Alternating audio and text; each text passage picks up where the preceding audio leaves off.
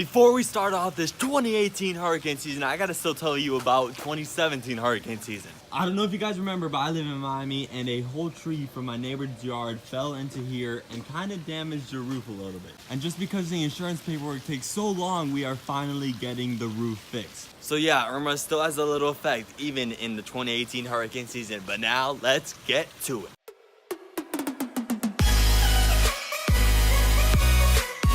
If I'm gonna be honest with you, I did not expect to start looking at a tropical storm or a subtropical storm, I'll get to that in a second, at May 25th. The hurricane season starts June 1st, so I was gonna start making videos June 1st. But now this system I'm about to talk about has come to my attention, and here we are, already in hurricane season. I'm sorry for not covering this system early, and I said to myself when this system was Invest 90L, and I said if this system gets to above 50% chance according to the National Hurricane Center, I'm gonna start making videos. But all of a sudden I went to Boston, and therefore since I was in Boston, I wasn't able to make a video about this system, and therefore 2 days later I'm back in Miami able to make a video on now Alberto.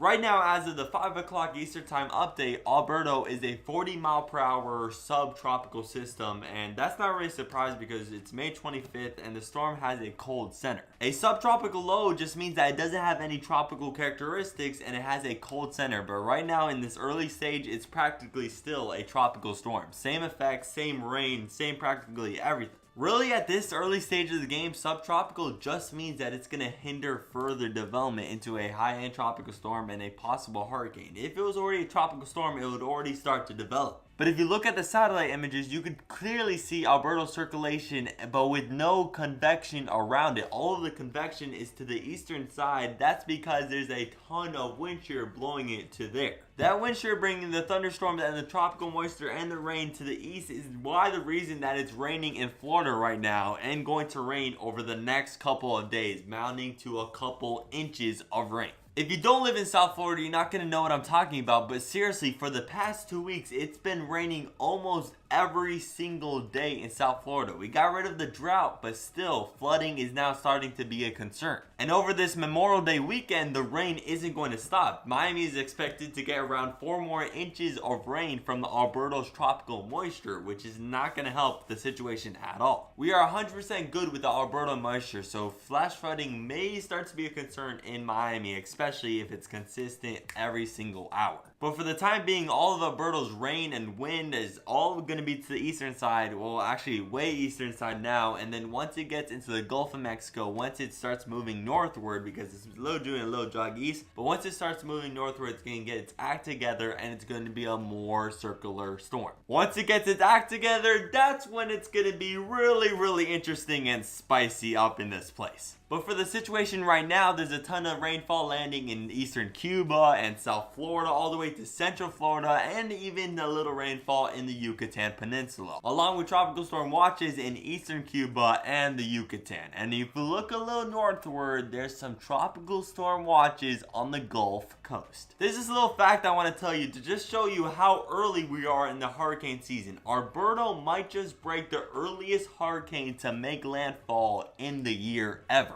The earliest hurricane to make landfall on U.S. soil, the record right now, was Hurricane Alma back in 1966, which landfalled as a Category 2 hurricane in Florida on June 9th. It's right now May 25th, so we got plenty of days for Alberto to strengthen, which is kinda scary. If you're looking at the cone, parts of the coast of Louisiana, Mississippi, Alabama, and Florida are under a tropical storm watch and are under the cone. But as the cone stands right now, it's going to be a 65-mile-per-hour tropical storm making landfall in around the Mississippi to Alabama on Monday morning. But will the landfall location and the intensity of the storm change? Of course, but that's why we're going to look at the models to get an idea of what's upcoming. First off, I'd like to say that the hurricane hunters are right now flying into subtropical storm Alberto, so that all their data isn't accounted for in the models. But if you take a look at the European model, it has Alberto making landfall probably in Mobile, Alabama as a strong tropical storm. While on the other hand, the GFS has Alberto making landfall in New Orleans, Louisiana as a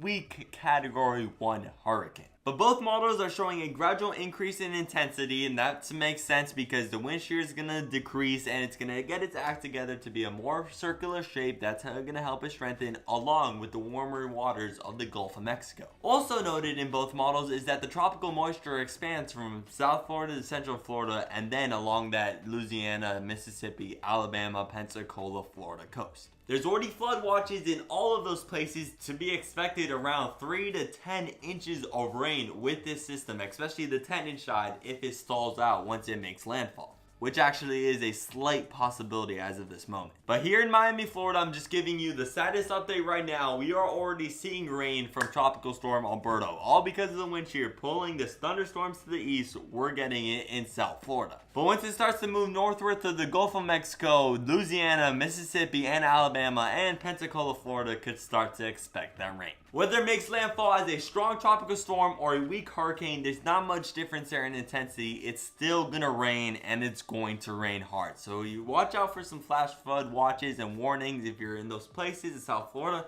all the way to New Orleans. This is going to be a very eventful next couple of days watching the Tropical Storm Alberto cruise across the Gulf of Mexico. I'll make sure to keep you updated, and I'll see you in the next one.